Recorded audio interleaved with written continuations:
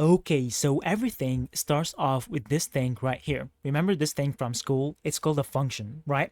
In school, the professor would tell you, hey, do you see this function right here? I want you to find the domain of this function, or find the range of this function, or differentiate this function, or integrate this function, and so on. But here's the problem. The professor never tells you where this function comes from. We just take it for granted, right? We start the solution of the problem with a function already in place. But in real life, this is not true. In real life, we don't even have a function to begin with. We need to come up with our own function, okay? We need to learn somehow how can we build our own function, okay? We want to learn how to do that. But before we learn about coming up with our own function, we need to understand what a function is exactly and why we'd use it in the first place. So technically, a function is a mapping between two spaces, but we don't care about that definition for now because it's too academic. We want to talk about it in an intuitive way. Intuitively, a function is a machine, okay? This machine takes an input and gives you an output, okay? So here we have our machine. This machine takes an input right here and gives you an output right there. This is somewhat conceptual, right? But mathematically, we would have something like this right here, like y equals 2x, okay? This is a machine that doubles any number, okay? So here's the input, which is x, and here's the output, which is y.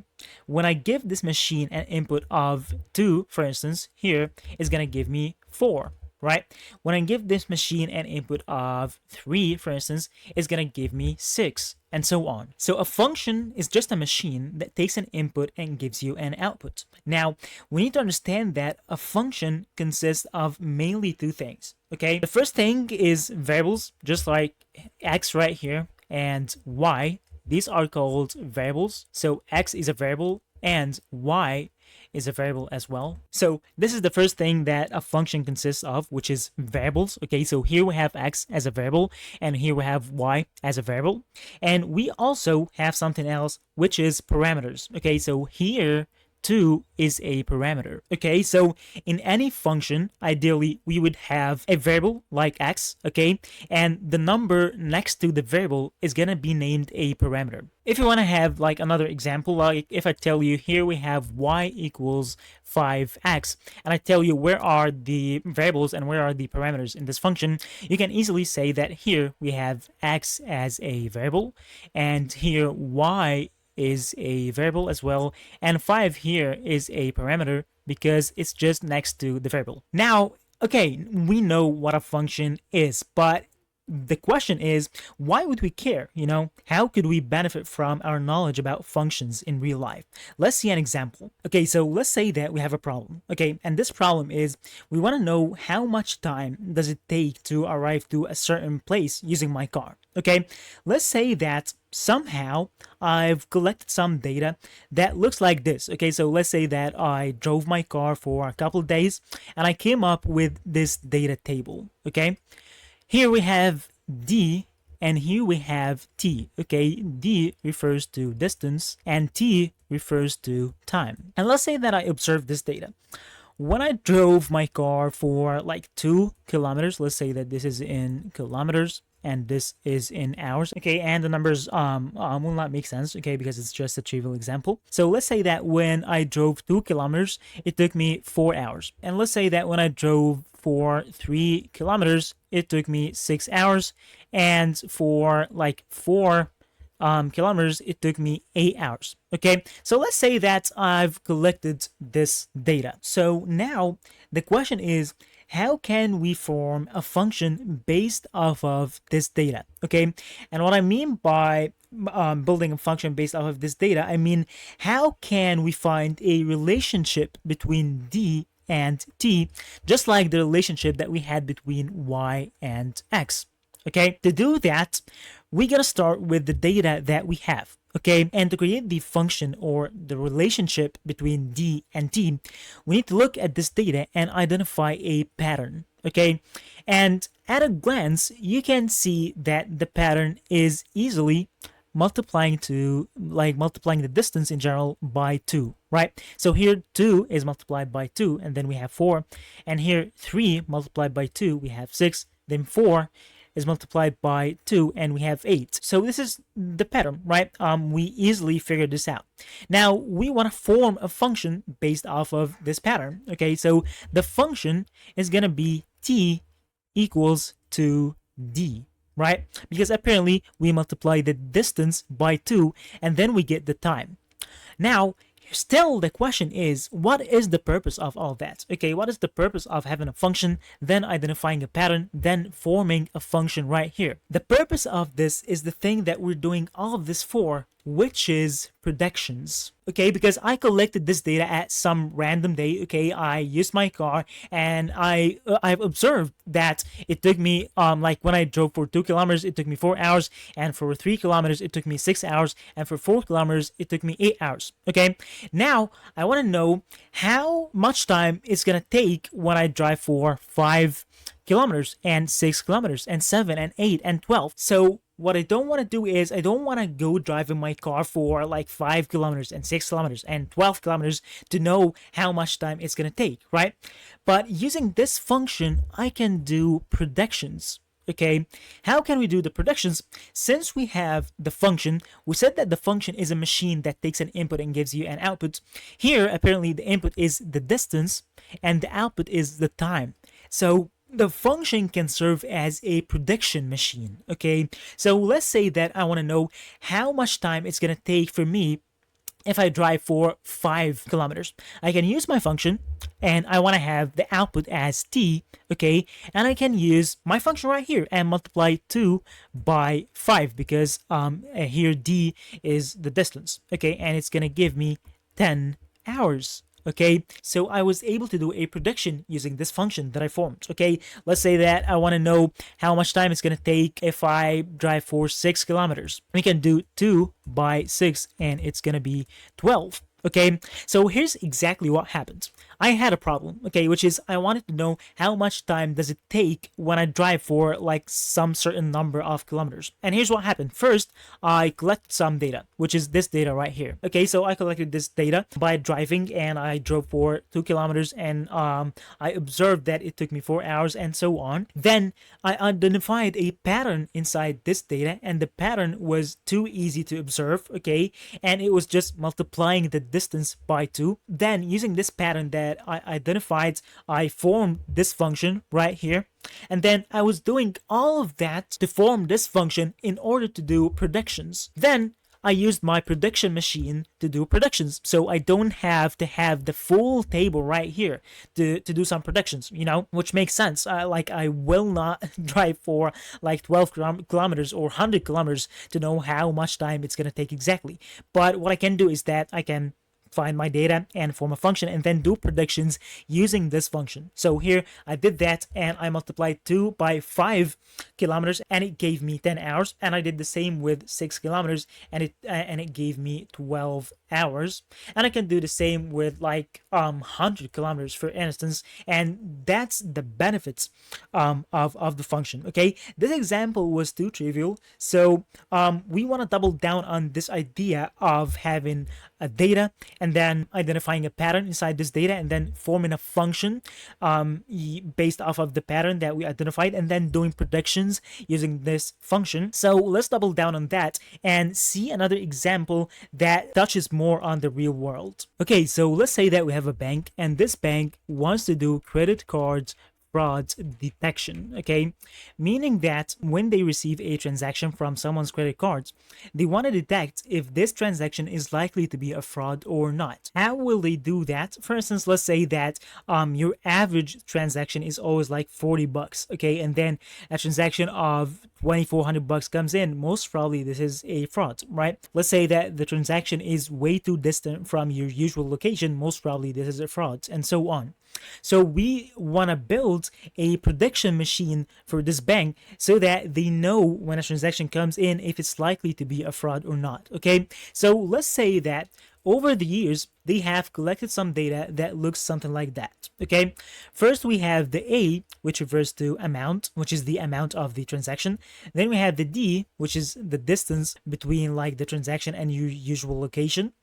And then they have the M, which refers to the merchant. And this is a useful information because scammers are likely to use your credit cards to buy like electronics or buy online gift cards so that they are easy to resell later on. And let's say that we have here AA, that refers to your average amount for your transactions. And we eventually have the output that we are interested in, which is F, which refers to fraud or not fraud. Okay. And this table is full of data. Okay. So here we had like a transaction for a customer and it was like 2,400 bucks, as we said before. And it was like let's say 2,000 kilometers away, and the merchant was like anything, and then the average amount is 40 bucks. And let's say that if it's fraud or not, we will say 0 here.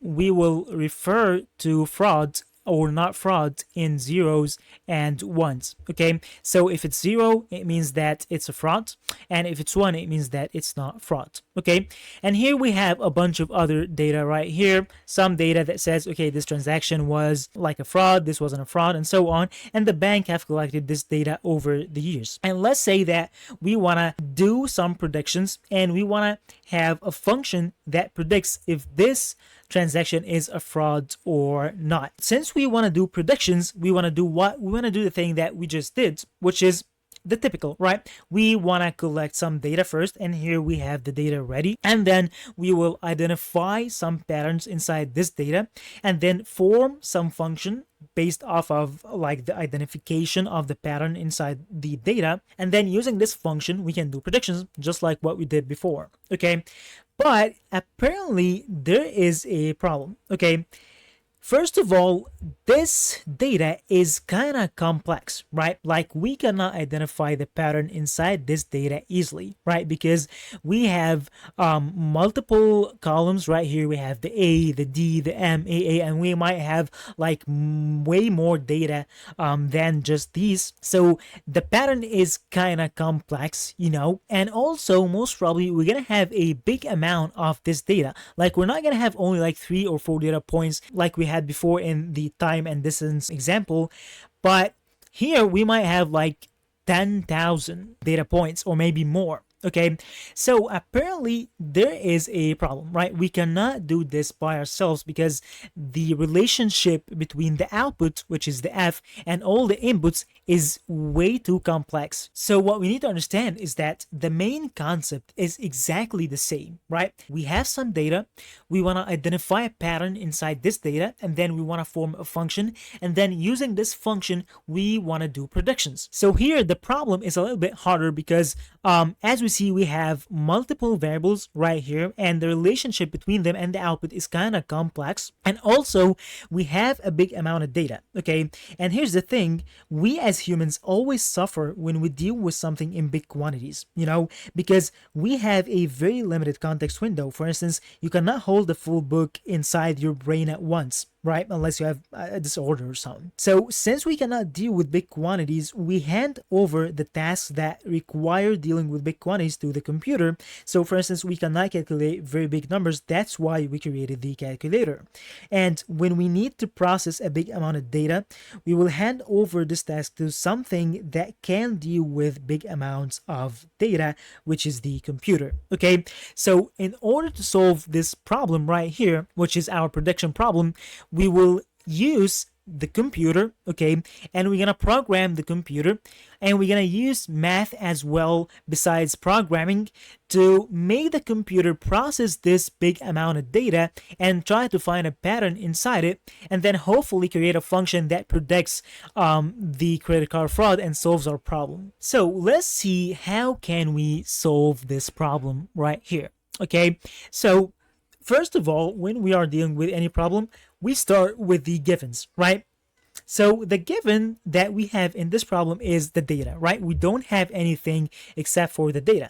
But here's the thing, we actually have another information, which is the variables right here, okay? And since we know the variables inside the function, we know somewhat like roughly the shape of the function. And the shape of the function is gonna look something like that. We're gonna have the F equals here A, then plus D, then plus M plus AA. right? So we have our variables, but there's only one thing that's missing inside this function, because we said that a function consists of mainly two things: variables and parameters, right?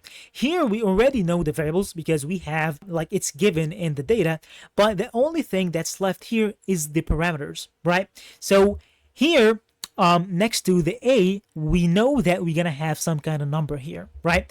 And also next to D, we're gonna have a number, which is the parameter, and we have a parameter here, and then we're gonna have a parameter here. So we know that the shape of the function is gonna look something like that, okay? And we're able to deduce this shape because we already know the variables from the data, but we just want to know the parameters. We want to know the number, right in here, and this number, and this number, and this number, okay?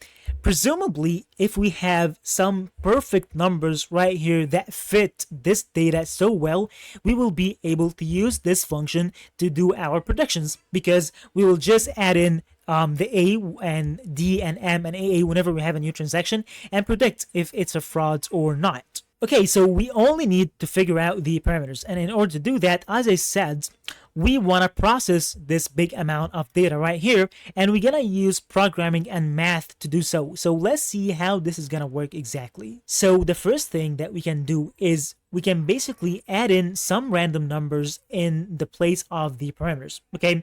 So we can just add in here a random number next to the A, okay? For instance, 0.34. Okay, and here we add in a random number 0.2, and then here 0.63, and here 0.74. You know, we can just start with some random numbers, right? Some numbers that we came up with, okay? Then, now, if we try to do predictions using this function, it's not going to be accurate at all, right? Because we just came up with the numbers. But if we can train a program to process this data and identify a pattern and adjust these parameters until we get to some perfect parameters, we will have solved the problem, right? Because then we can use this function that fits the data too well that the computer have learned to do our predictions. But apparently, for now, we only have some random numbers, okay? So we want to use the computer to adjust those numbers. So the way this usually works is we gonna hide this output column from the program or the algorithm, okay? So we will only have A, D, M, A, okay? But we know that F exists and we know its value, okay? Then we will use our function right here, okay, with the random parameters that we came up with, and try to predict the F. Okay, so we will use this function and predict the F. And what we want to do is we want to adjust those parameters, right? Because these are just random numbers. So how can we do that? When we do the predictions, so we will use this function to do the predictions, and we will be hiding the F from the algorithm. We can do one of two things. We can either reward the program or the algorithm, or we can penalize the algorithm, okay? So if we use the function and we predict the F and our prediction is false, okay, or way too far from the actual result, we gonna penalize the algorithm. And if we do a prediction and the prediction is actually close to the actual result, we're gonna reward the algorithm, and we reward and penalize the algorithm based off of math. Okay, so I'm not gonna get into details with how the math works and everything because I'm just talking about the big picture. Okay, so this is roughly the big picture. I hope that it's understandable. We come up with random parameters, okay? Then we use this data to do predictions using those parameters. Then if the prediction is too far from the actual results, we adjust those parameters and we penalize the algorithm. And if it's too close, we reward the algorithm. And after some iterations over this data right here, the program learns to fit this data to some parameters that are actually useful. And the most important thing is that at the end, this function should generalize, okay?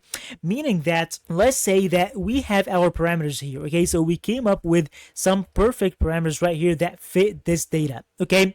When we apply this function on the data table that we have here. So let's say that here we add in 2400 and then this row, for instance, okay, right here we will have 0, okay, and this is going to be a true prediction, and this is predictable because this is actually the data table that we have, and this is the right output and these are the right inputs. But what's most important is that this function should generalize. So when I give it some inputs that it hasn't seen in the training data, it has to predict it well. But if we came up with those parameters right here and they don't generalize, it's not going to be a very useful function to use for predictions. Okay, so the main concept is always the same. Okay, we have some data, we identify a pattern, and we form a function. We couldn't do that by ourselves because the data is complex and it has a lot of data points. So we use programming and math to identify the patterns inside the data by coming up with random parameter and then looping over this data over and over, trying to predict the right output. And if the result of the prediction is close to the right output, we reward the algorithm. If it's far, we penalize the algorithm until we actually come up with some parameters that fit the data so well and it has learned from the data, and hopefully these parameters are going to be able to generalize. Okay, one thing that's more important is the function doesn't have to look necessarily like that. Okay, for instance, we can have here like a squared instead of a. Okay, so for instance, we can take the outputs of this function and add it into another function. Okay, and then we take the output of this function and add it in as an input to another function, and take it the output and add it as an input, and so on, so that we can shape more complex relationships. Okay, but the concept is the same. It's eventually a function, even if we take the input and add it inside another function and so on, and then we take the output, and so, you know, even though we can do like multiple iterations like that, but eventually the concept is the same. It's a function that does predictions, and it has learned to do those predictions based off of the data. So everything we talk about so far is considered one of AI categories, which is called machine learning. And it's mostly used with tabular data, just like the examples that we had. So we can use it to predict the weather, predict the stocks, and so on. But what people are more interested in nowadays are LLMs. And when it comes to LLMs, we will use the exact same knowledge that we repeated over and over and over again, which is data, pattern, function. But with LLMs, there are some minor details. So we want to teach a machine how to talk in natural language. The basics are going to be the same. We will need some data and we will need to form a function.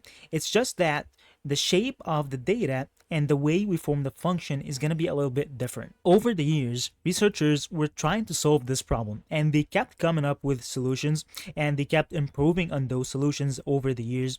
And here's roughly the conclusion of this research in simple terms.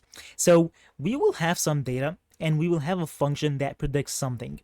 And the objective is making the machine talk in natural language. So what we can do is we can train a program or a model to predict the next word in a sentence. So we will say something like, hey, when you see this sentence right here, for instance, the sun, okay, and then here we have some dots. When you see this sentence, most likely you will have here rises, for instance. Or when you see the sun goes, and here you have dots, this is most likely to be down, right? So imagine that we do that with all the words and all the contexts possible. Theoretically, the machine will learn how to predict the next words in every sentence given a specific context, and so it will be able to talk. The idea is simple and makes sense, but in order to make it work, you need to meet some conditions first. First of all, we will need a very big amount of data. Ideally, every single piece of text that humans have ever written, okay? So this means every single book that we can have, every web page, every blog, every article, every post on all the social media platforms, and so on. Because we want to expose the model to all the words and all the context they might come in. So this is the first condition that we need. We need a massive amount of data to train the model on. The second condition is we want to have a very smart way of dealing with this data, aka an algorithm.